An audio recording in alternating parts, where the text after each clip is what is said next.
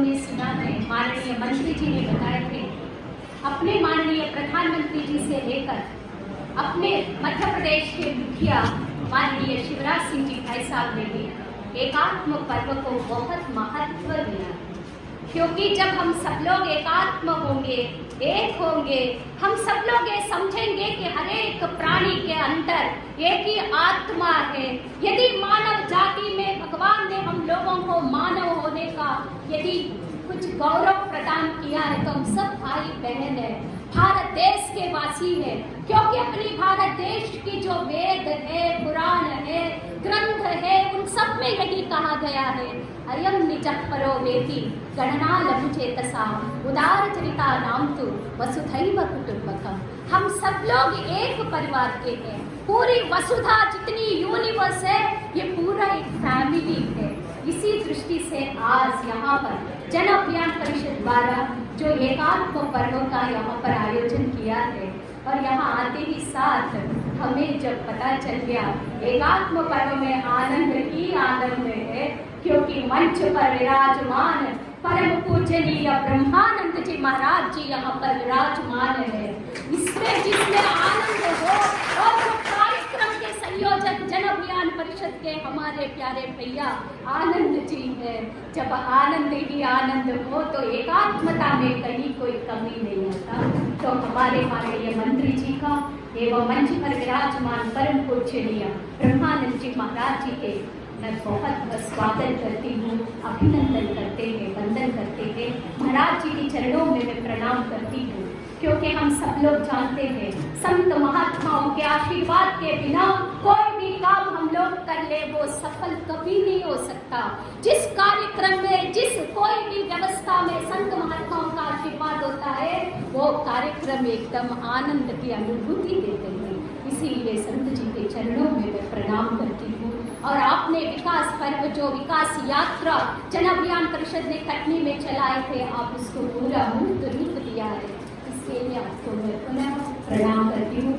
मंच पर उपस्थित अपने अजय भैया हैं, आप सब बहने एक भाई के मार्गदर्शन में महाराजा सागर तालाब को, जो बेचारे कितना वो तालाब परेशानी में रही होगी, कितना उनको सर दुखता होगा, कितना उनको तकलीफ होता होगा, जितनी जलकुंभी उसके अंदर पड़ा हुआ था, हर रोज तालाब सोचता रहा होगा कोई तो आए मेरा दर्द कम करे, और वो दर्द निवारण के लिए अजय जी ने मुहिम छेड़ा और आप सब प्यारे बहनों ने उसमें हाथ बताया और उसी का दर्द आप लोगों ने कष्ट किया है। एक आत्मा का अर्थ है हम लोग एक दूसरे को दर्द को समझे, चाहे वो हिंदुत्व का दर्द हो, चाहे भारतीयता का दर्द हो, हम लोग इन दर्द को समझ कर काम करें।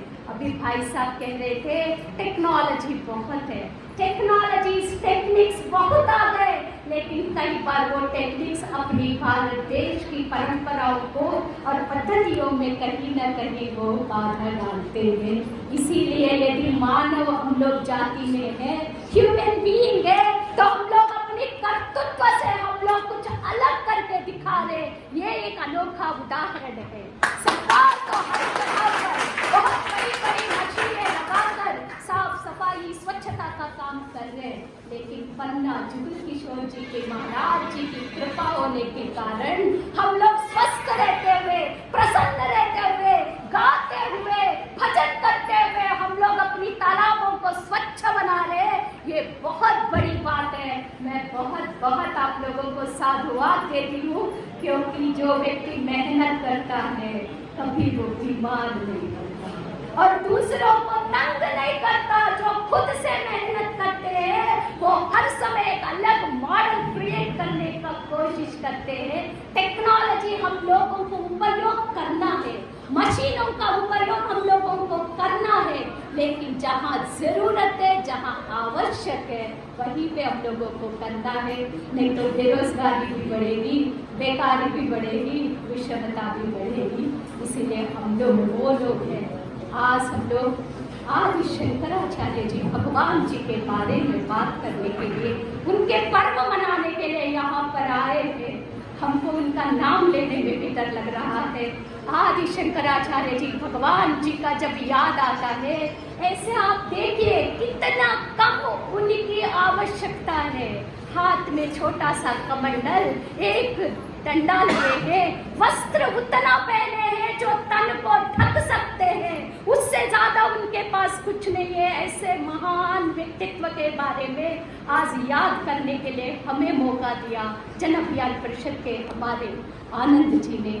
हमें वास्तव में जिस दिन आनंद जी ने बोला दीदी विकास पर्व है, उसमें आपको आना है, हमें लगा हम बोल भी पाएंगे वहाँ पर, लेकिन मुझे तुरंत याद आ गया मेरी दादी माँ ने हमको जो श्लोक सिखाया था, बच्चे प्यारे बच्चों का और हमारे सम्मुख उपस्थित सभी प्यारे बहनों का, चंद्रप्रभा जी का, हमारी महिला मोर्चा के जो इस जिला के अध्यक्ष हैं उनका, और उपस्थित सभी बंधुओं का, प्यारी बेटियों का और भैया लोगों का, बच्चों का मैं बहुत बहुत स्वागत करती हूँ, अभिनंदन करते हैं। आप सबकी उज्जवल भविष्य के लिए बहुत बहुत शुभकामनाएं देते हैं। बच्चे, जब शंकराचार्य जी पैदा ही कैसे हुए पता है आपको?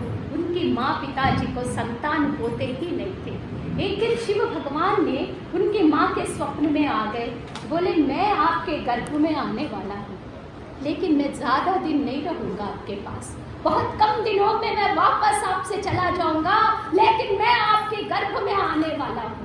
तभी वो गर्भवती होती है और पैदा होते हैं एक बालक, उसका नाम, क्योंकि शंकर जी के द्वारा वो पैदाइशी हो रही थी इसीलिए उनका नाम शंकर, बाद में वो आदि शंकराचार्य बनते हैं। वो बच्चे छोटे से ही, आपको पता है हम लोग बड़े होने के बाद भी एक संस्कृत का श्लोक पढ़ना हो, अपनी रामचरितमानस जी की 4 चौपाइयां याद करना हो तो हम लोग का मन नहीं लगता।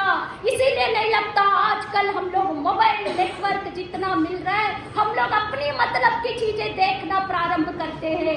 लेकिन उस समय आपको पता है वो छोटे से बालक 7-8 वर्ष के भी नहीं हुए थे, उनको पूरा अपनी वेद, पुराण, उपनिषद, ग्रंथ सब कंठस्थ हो चुके थे। और वो कंठस्थ के बाद एक बार जब वो काशी जाते हैं तब वो देखते हैं आपके जैसे एक भैया और वो बुजुर्ग व्यक्ति बैठकर वहां पर पूरे संस्कृत का पाठ पढ़ रहे थे। जिनको जाना है प्लीज आप लोग जाइए, आपका क्लासेस होगा तो। और जब आपको ये घटना बता रही हूँ कि संस्कृत का जब वहाँ पर वो बुजुर्ग व्यक्ति संस्कृत व्याकरण रटे पड़े थे बनारस में बैठकर नदी किनारे, तो उन्होंने देखा छोटे से शंकराचार्य जी 16 वर्ष की उम्र में ये क्या पढ़ रहे हैं, ये पांडित्य किस बात का है, जिस प्रकार का संस्कृत का व्याकरण ये रटे डाल रहे, लेकिन इनको उसका अर्थ नहीं पता, और जिसमें भगवान गोविंद का कहीं कोई नाम नहीं, इस तरह की व्याकरण किस बात का है करके उन्होंने सोचा। और उस समय उन्होंने सोचा है जो भी काम करे उसमें गोविंद का नाम हो, भगवान का नाम हो, भगवान की अर्चना हो, भगवान की पूजा हो, तभी यह शिक्षा जो भी हम लोग प्राप्त कर रहे हैं वो काम आगे आने वाला है। इतने छोटे से बालक के मन में ये बात आता है और उनकी माँ को पता है ये जो बच्चा आया ज़्यादा दिन तक ये नहीं रहेंगे हमारे पास, इसीलिए वो बेटे के पीछे पड़ जाती है, कहती है कि तुम शादी कर लो, क्योंकि हर माँ की इच्छा होती है हर बच्चे का शादी हो, उसके आगे फिर उनके बच्चे हो, ऐसा परिवार आगे बढ़े। वो भी साधारण सी माँ थी, उन्होंने कहा आपकी शादी करना चाहते हैं, तो इनको तो शादी करनी ही नहीं थी, ये आए अलग लक्ष्य से थे।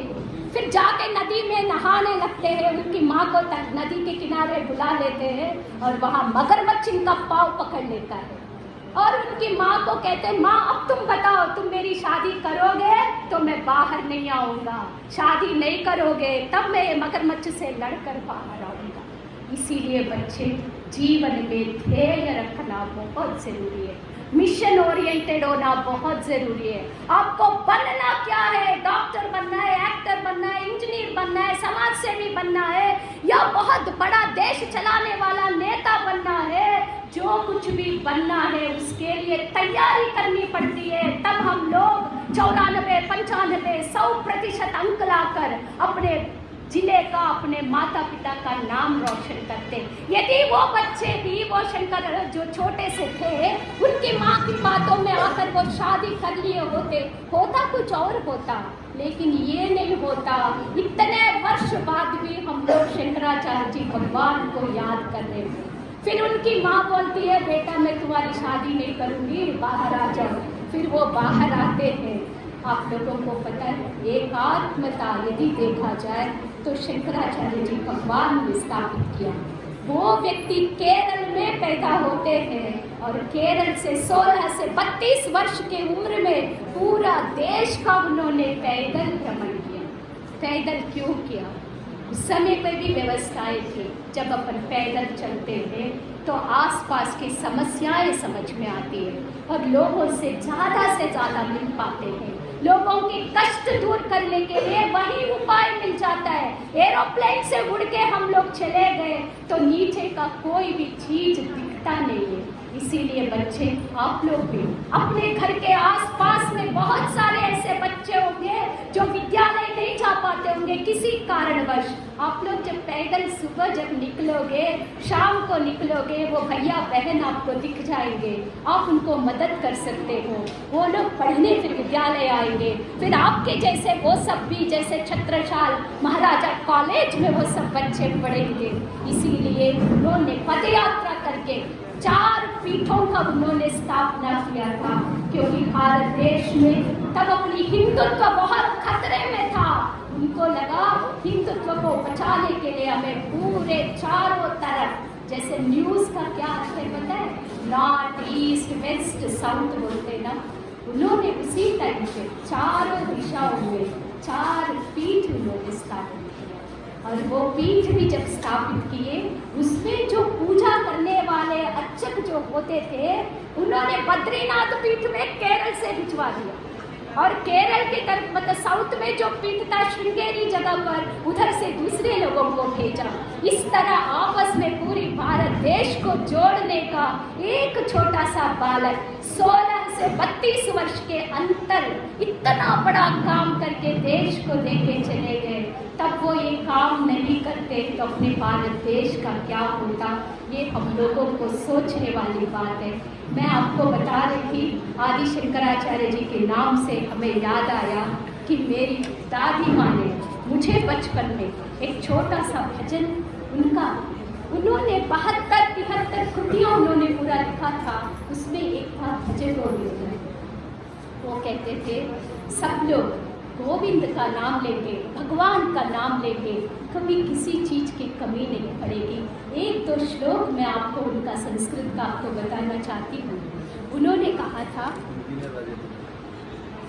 भज गोविंदम भज गोविंदम गोविंदम भज मूढ़मते भज गोविंदम भज गोविंदम गोविंदम भज मूढ़मते संप्राप्ते सन्निहिते काले संप्राप्ते सन्निहिते काले नहीं रक्षति करणे। इसका मतलब था, वो कह रहे उस समय पे कह रहे, हे मूर्ख मनुष्य, उस परम सत्ता को प्रणाम करो, उसकी स्तुति करो, उसमें अपना समय व्यतीत करो, क्योंकि इस जीवन का अंतिम सत्य मृत्यु है। उस समय पर उन्होंने कहा था, कब 527 BC की बात मैं आप लोगों को बता रही हूँ। उन्होंने कहा, मूढ़ जही विठरागम तृष्णा कुरु सत्बुद्धिं मनसि विकृष्णा यल्लव सेविज कर्मोपात्तं वित्तं तेन विमोदय चित्तम्। मूर्ख व्यक्ति की तरह धन का संग्रह करना और धन का लोभ कर छोड़ो, ये सब धन का लाभ कर लोभ करना छोड़ो, क्योंकि आज अमीर व्यक्ति भी अपना बेटे से डरता है कहीं उसका धन न चुरा ले। जब माता पिता बच्चों को शिक्षकों के बीच में यदि किसी के बीच में भी दरार डालता तो सिर्फ धन है। उन्होंने कहा, धन की संग्रह इतना मत करो कि व्यक्ति का संबंध टूट जाए। कितनी पुरानी बातें आज भी अपने को संत महात्माओं से यही चीजें सुनने को मिलता है। और उन्होंने कहा यावत वित्तो पांच न सकता तारम निज परिवारों रखता पश्चात जीवति चर्जर देहे वार्ताम कोपि न पृच्छति देहे। जब तक पुरुष शरीर रूप से सक्षम होता है तब तक परिवार वाले सभी उसका जो है सम्मान करते हैं। जब उसका शरीर कमजोर हो जाता है, रोगग्रस्त होने लगता है, बूढ़े होने पर कोई नजदीक भी नहीं आता। तो ऐसा शरीर नश्वर है। उनका कहना यही है कि जब भी आप लोगों को समय मिले संतों के बीच में, अच्छे लोगों के बीच में बैठकर अच्छे विचार सुनो, अच्छा काम करो। उन्होंने कहा सत्संगत्वे निसंगत्वम, निसंगत्वे निर्मोहत्वम, निर्मोहत्वे निश्चलतत्वम, निश्चलतत्वे जीवन। जब कोई व्यक्ति सच्चे संत जन के संपर्क में आता है तो उसका सांसारिकता से मोह छूटने लगता है। जैसे अभी आनंद जी ने बताया था, उनको विकास पर्व का जब करना था, संत जी के चरणों में पहुंच गए तो उनका काम आसान हो गया। तो आप सब लोगों को एक ही चीज में बताना चाहती हूँ, हम सब लोग छत्रसाल महाराज जी के कॉलेज में है। छत्रसाल जी महाराज जी ने भी अपनी सेना में सिर्फ एक जाति, एक वर्ग, एक लोगों को उन्होंने रखा नहीं, विभिन्न प्रकार के लोगों को जोड़कर उन्होंने अपनी सेना तैयार किया और अपनी छतरपुर का या अपने पूरे छत्रसाल महाराज जी का नाम देश दुनिया में है, क्योंकि उन्होंने भी एकात्म का परिचय दिया। आप सब कॉलेज में पढ़ते हो, अच्छा पढ़ रहे हो, आप लोग भी जितने भी महापुरुष हैं उनके बारे में रोज थोड़ा थोड़ा पढ़ाई करिए। नेटवर्क आप लोगों को मिल रहा है आजकल, आपको इंटरनेट पे हर एक व्यक्ति के बारे में, हर एक महापुरुष के बारे में मिलता है। आप लोग खूब पढ़िए, खूब लिखिए। कुल मिलाकर एकात्म का अर्थ है यदि अपना शरीर में खून बह रहा है, शरीर, मन, बुद्धि और आत्मा चार चीजें हैं। जब चारों चीजों में एक प्रकार का संचार होता रहेगा तो अपना शरीर चलता है। नहीं तो हम लोग भी एक बुद्ध जैसा अपना शरीर है। आप सब लोग आपस में मिलजुल कर रहिए, अच्छे से रहिए। इसी एकात्मता को ध्यान में रखते हुए पंडित दीनदयाल उपाध्याय जी ने एकात्म मानव दर्शन, इंटीग्रल ह्यूमनिज्म की बात किया। उन्हीं के जो उसी आधार को मानकर भारत रत्न नानाजी देशमुख जी, जिनको भारत रत्न मिला, उन्होंने विभिन्न प्रकार के काम समाज के लिए किया। आप सबको मैं ढेरों शुभकामनाएं देती हूँ। आदि शंकराचार्य जी का जितनी भी कृतियाँ हैं आप लोग एक बार तो देख लो और हर समय भज गोविंदम, भज गोविंदम, गोविंदम भज मूढ़मते, क्योंकि हम सब लोग उन्हीं के इस पे एक पुनरपि जननम पुनरपि मरणम पुनरपि जननी जठरे शयनम इह संसारे बहु दुःखारे इह संसारे बहु दुःखारे कृपया पारे पाहि मुरारे। आपके पन्ना में तो मुरारी जी की बड़ी कृपा है, तो इसीलिए उनकी शरण में आप लोग कभी कोई गलत काम मत करिएगा, अच्छा काम करिएगा, माता पिता का नाम रोशन करिएगा। जब हम कॉलेज में पढ़ते थे कोई इस तरह के पर्व होते थे, हम लोगों को भी आनंद नहीं आता था, लेकिन जब मैं कॉलेज में जितनी अच्छी बातें सुनी हूँ आज जीवन में कहीं न कहीं वो काम आता है। आप लोगों को भाषण पिलाना, आप लोगों को कोई ऐसा थोपने का काम हम लोगों का नहीं है, लेकिन अपने महापुरुष, अपने जो चिंतन, अपने भारत देश को, अभी आज़ादी का अमृत महोत्सव चल रहा है, कम से कम आप लोग 7-8 वीरांगनाओं के बारे में आप लोग पढ़ाई करके दूसरों को आप लोग बताइए। इसी तरह ये पर्व मना रहे हम लोग। जन अभियान परिषद को मैं ढेरों शुभकामनाएं देती हूँ। मंच पर विराजमान परम सम्माननीय ब्रह्मानंद जी महाराज जी के चरणों में मैं प्रणाम करते हुए उपस्थित सभी बहनों को मैं बहुत बहुत धन्यवाद एवं आभार देती हूँ। पन्ना जिला का नाम